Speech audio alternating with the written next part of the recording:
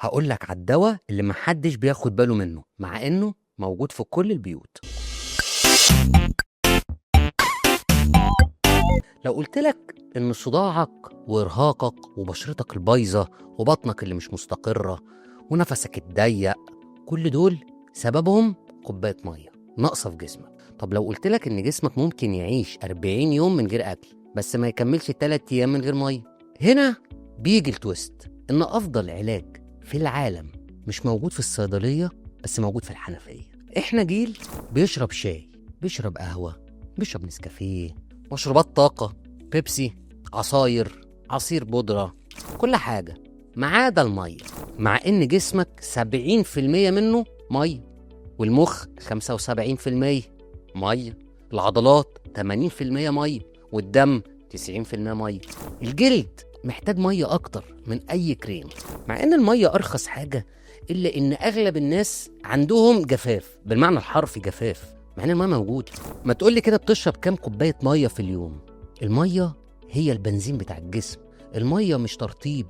الميه تعالوا نعد بقى هي بتعمل ايه.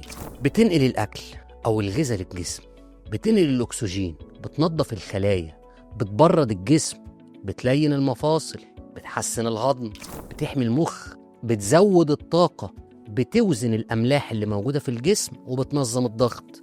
ومن غيرها الجسم بيبعت إشارات تحذير. طب الإشارات دي عبارة عن إيه؟ صداع، كسل، خمول، دوخة، تركيز قليل، جلد متقطع، شعر بيقع، قولون تعبك، وكل ده مش مرض، تخيل، ده جفاف. طب ما تيجوا نشوف المية بتأثر على أعضاء الجسم إزاي. يعني مثلا المخ لو نقص منه 2% مية التركيز بيقل 20%، والذاكرة بتقل 10%. يعني سرعة رد الفعل بتبقى بطيئة، والمزاج متعكر، ويحصل صداع. في دراسة في 2022 بتقول مجرد شرب من 300 ل 500 ملي مية بيزود الانتباه 14%. تخيل المية بتعمل كل ده في المخ. طب في القلب، المية بتخفف لزوجة الدم، وده بيقلل الضغط، والناس اللي بتشرب مية كتير ضغطهم بيبقى أحسن وقلبهم بيبقى أهدى. طب ونروح عند أهم حاجة للمية، الكليتين.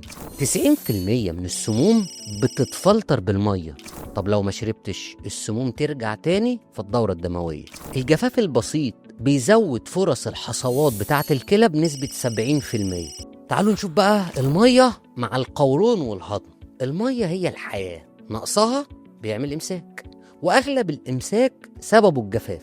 طيب التكتكة يعني المفاصل، الغضاريف كلها فيها سوائل، من غير مية يبقى الاحتكاك عظم في عظم، وده بيعمل خشونة وطبعا ألم مبرح. طب البشرة، أكبر عضو في جسم الإنسان هو الجلد، فقدان 5% بس من المية ده جفاف واضح وصريح، بهتان، خطوط، وتجاعيد في الوش. المية بتشغل مضخة الكولاجين اللي كل الناس عايزاها. طب والشعر، نقص المية بيعمل جفاف في فروة الراس، فبيعمل هيشان، بيعمل سقوط، وبيعمل ضعف في بصيلة الشعر. طب الكبدة، مش الكبدة اللي بتتاكل، لا، الكبد اللي جوه الجسم مسؤول عن 500 وظيفة. لو في جفاف التعب يزيد، الحرق يقل، السموم بتتراكم على بعض جوه الكبد. ما تيجي اقول لك على علامات ان جسمك عايز يشرب ميه، عطشان يعني، صداع من غير سبب، ضربات القلب سريعه، ريحه النفس مش احسن حاجه، البول بيبقى لونه غامق، جفاف الشفايف، كسل ونوم، الواحد بيبقى تقيل كده، شد عضلي، الامساك، بشره تعبانه، مزاج مش الطف حاجه اللي بيسموه مود سوينج. 90% من الناس اللي بيقولوا مش قادر اركز سببهم الحقيقي بيبقى جفاف. كمية المية الصح ايه؟ مش قاعدة، مش هقعد اقول لك 8 كوبايات هي الصح، لا، تعالوا نعملها بطريقة تانية. وزنك نقسمهم على 30، الرقم اللي يطلع هي دي عدد اللترات اللي انت المفروض تشربها كل يوم. يعني مثلا وزنك 75 على 30 بلترين ونص، ولو بتلعب رياضة لازم بنزود من نص اللتر زيادة، وطبعا في الصيف لو بنقعد في الشمس كتير بنزود لتر كمان. طيب امتى نشرب؟ الصبح كوباية بتشغل الجسم، قبل كل وجبة بنص ساعة، قبل التمرين بعد التمرين، قبل النوم كوباية صغيرة. أفضل وقت الصبح، وأسوأ وقت اللي تشرب فيه مية بعد الأكل على طول، لأنه بيقلل وبيضعف الهضم. طب ما تيجوا نشوف سلبيات المية. هي المية فيها سلبيات؟ طبعا. شرب كمية كبيرة من المية مرة واحدة بتعمل دوخة، بتعمل نقص في الأملاح.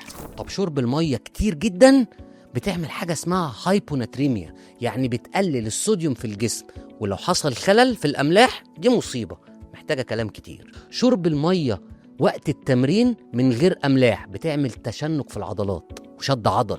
شرب مية وقت الأكل زيادة بتعمل نفخة وانتفاخ في الجسم. المبدأ الطبيعي، كتير غلط قليل غلط، أحسن حاجة الحاجة الوسطية. الناس اللي ما بتحبش تشرب مية أو مش بتستهويها كتير، تعالوا أقول لكم بقى على كوباية مية كده هتحببكم في المية. ليه؟ هنزود عليها طعم، فهيشجعك إن انت تشرب مية. ولو شربت مية الانتفاخ هيقل، ولو الانتفاخ قل كده الهضم بقى أحسن. طيب إيه أول كوباية؟ نجيب ليمون ونعناع ونحطهم في المية ونشربها. نفس الليمونة ناخد منها سلايس كمان، بس بدل النعناع نحط خيار نشربها.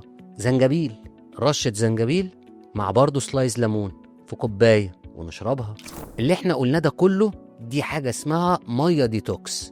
يا ريت كل واحد يبقى عنده كوباية زي اللي انتوا ماشيين بيها طول اليوم كده، ونحط عليها حاجة من الثلاثة اللي احنا قلناها. التويست بقى الحقيقي ان المية مش مشروب، ده مفتاح هو اللي بيشغل الجسم. النقص البسيط بيعطل كل حاجة، والزيادة البسيطة للأسف بتبوظ كل حاجة. ولو انت مش قايم بدورك جسمك مش هيقوم بدوره. فالمية طاقة، جلد، بشرة، مخ، مفاصل، قلب، كلى، راحة، تركيز، كل ده بيتظبط امتى؟ اللي بيشرب مية صح يعيش صح.